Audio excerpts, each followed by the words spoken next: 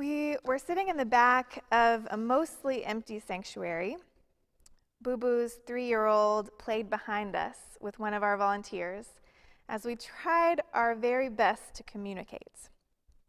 He was directly across the round table from me, and 2 people sat between us on either side.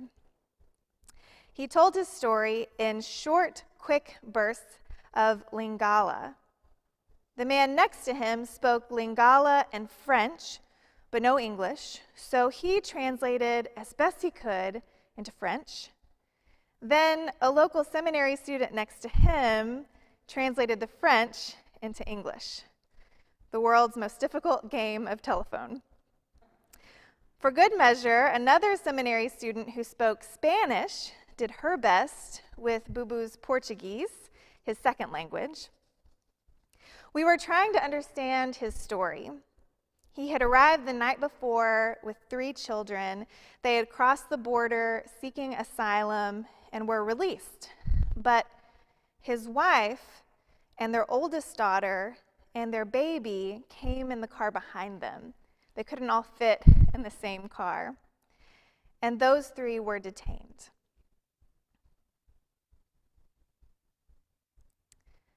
I took notes as he described the way that they had fled from Angola, crossed an ocean by boat, then a continent by foot. And after all of that together, the baby born on the way, they ended up separated.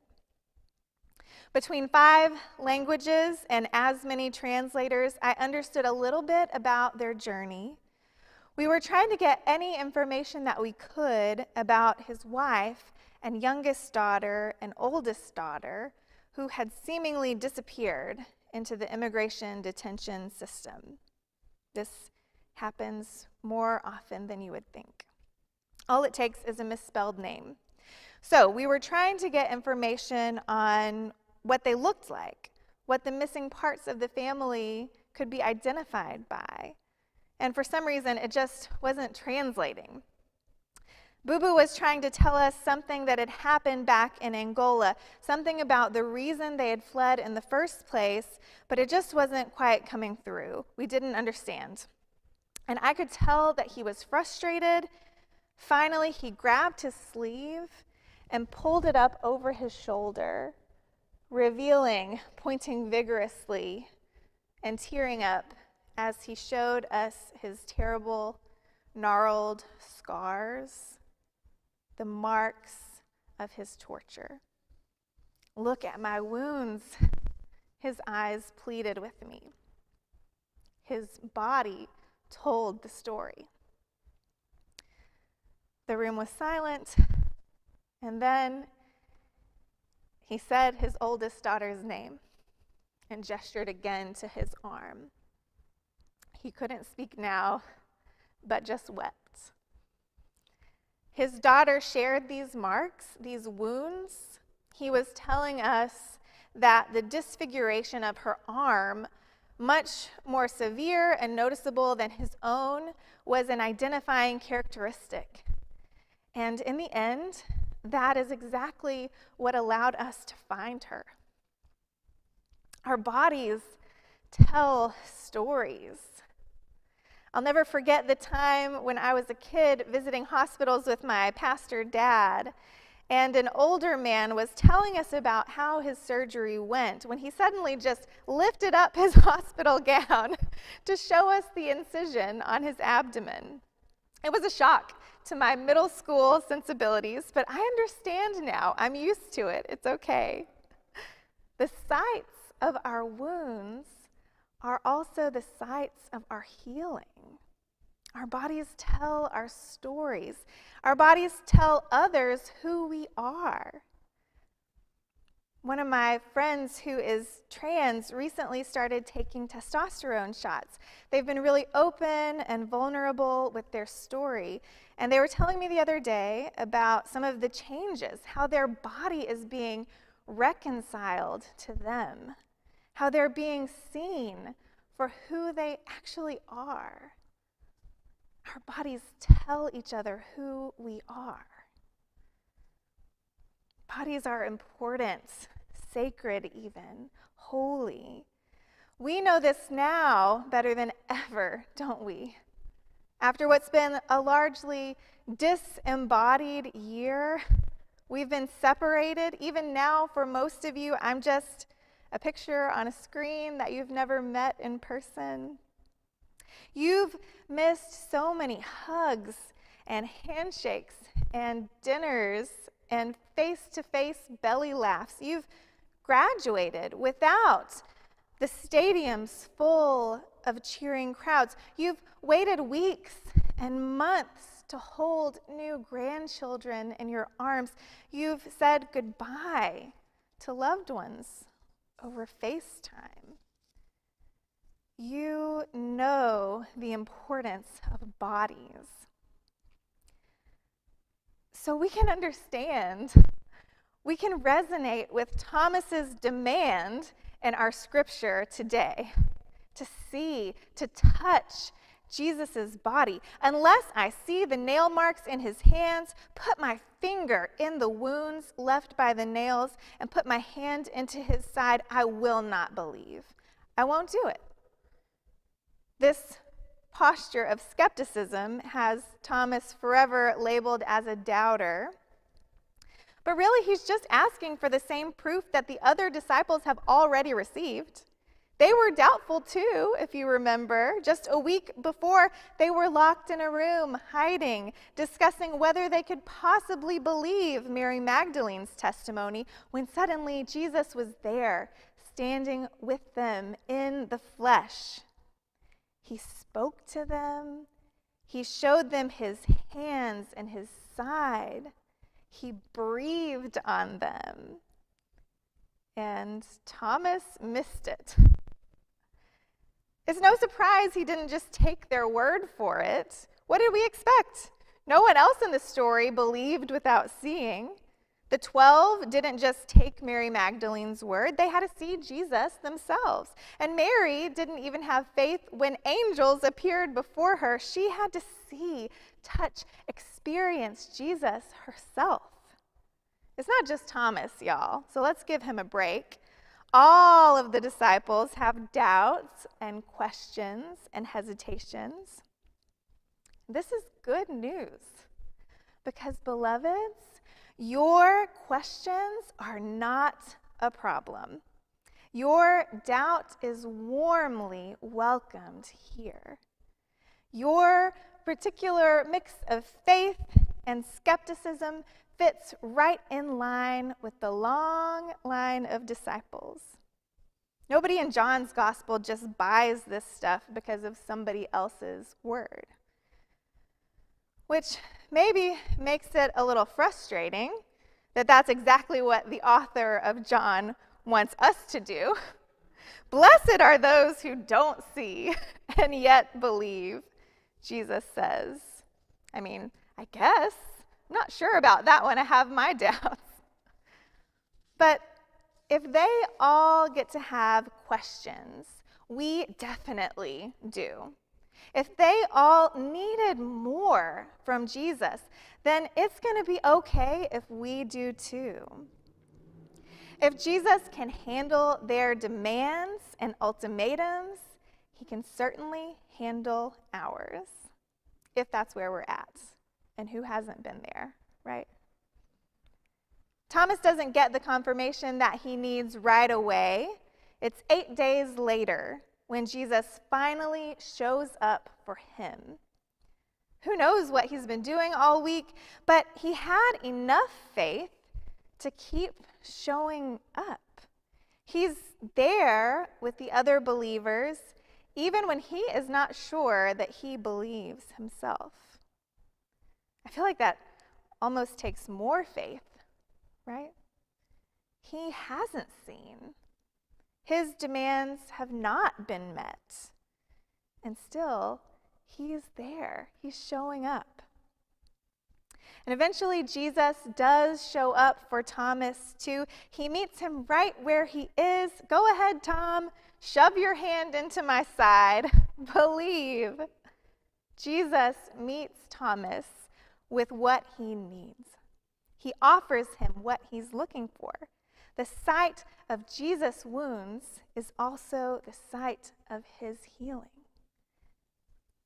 After all of that, we actually don't know if Thomas actually follows through, if he actually touches him, or if the experience of Jesus' presence was somehow already enough. I'm guessing he didn't poke at Jesus' nail marks like he thought he wanted to. Perhaps there was an awestruck silence, followed by a long embrace of friends. When Thomas finally speaks, it's with a confession that goes farther than any other in John's gospel. "My Lord and my God," he says. Thomas is the only person to take his faith that far. Beloveds, your needs are welcome here. Your grief-fueled ultimatums to God, your angry demands, they're not a problem. Some of our most clear expressions of faith come right out of our impolite wrestling with God.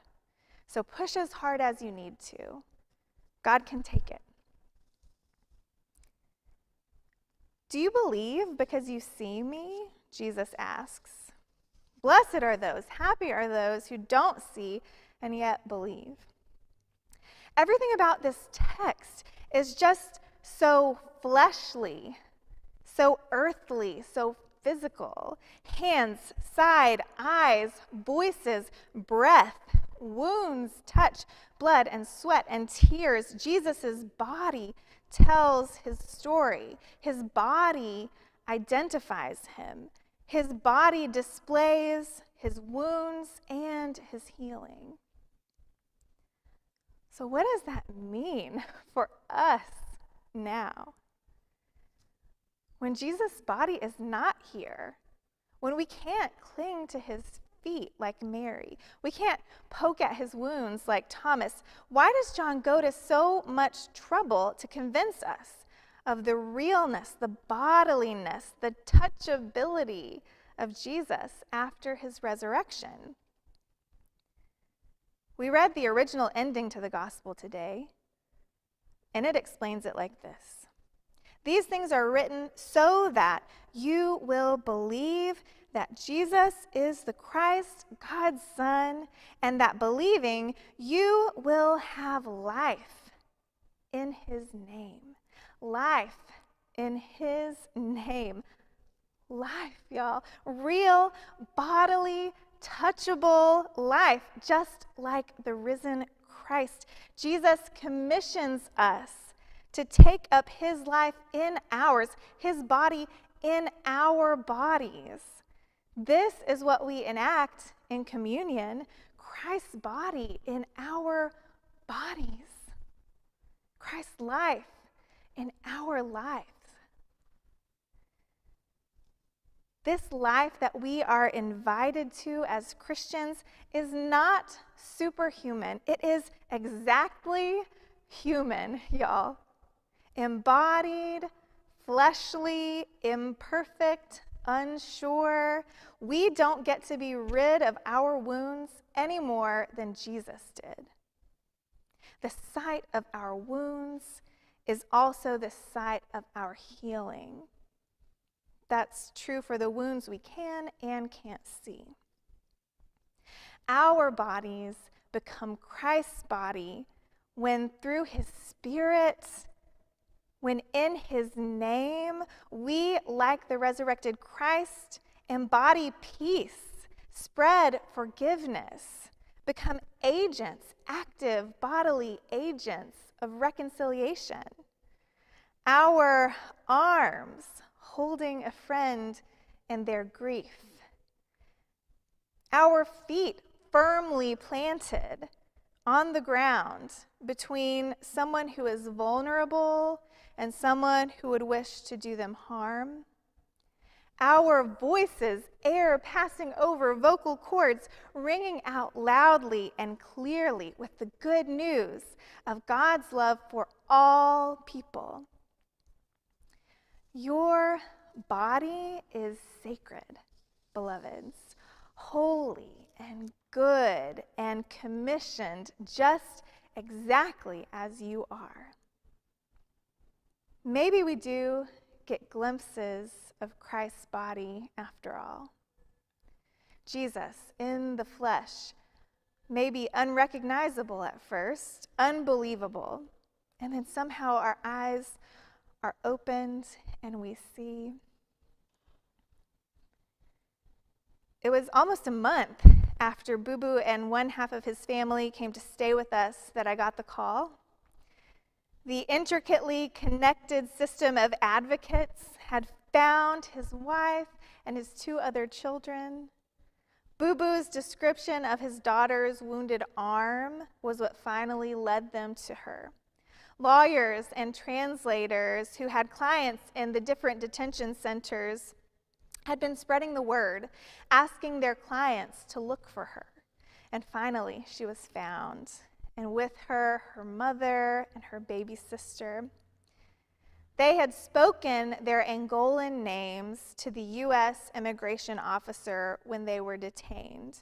And he had typed them into the system with a spelling that was nowhere close to accurate.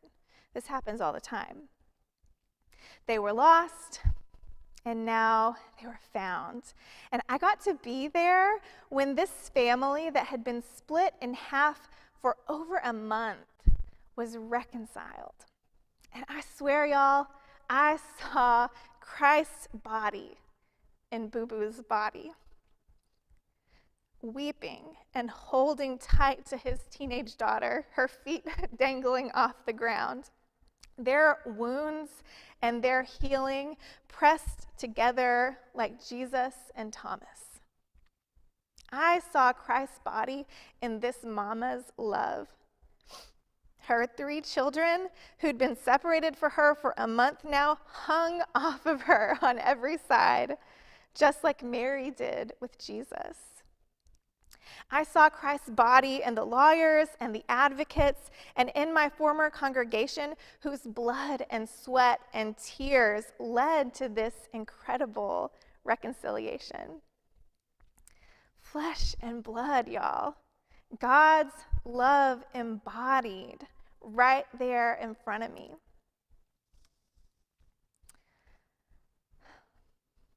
Beloveds, bring your questions, bring your doubts, bring your needs and tears and scars and imperfection. Bring your bodies just as they are. The sight of your wounds is also the site of your healing. And that is exactly where the risen Christ can be found. May you get glimpses of the risen Christ at work in your body and in the world even now. Amen.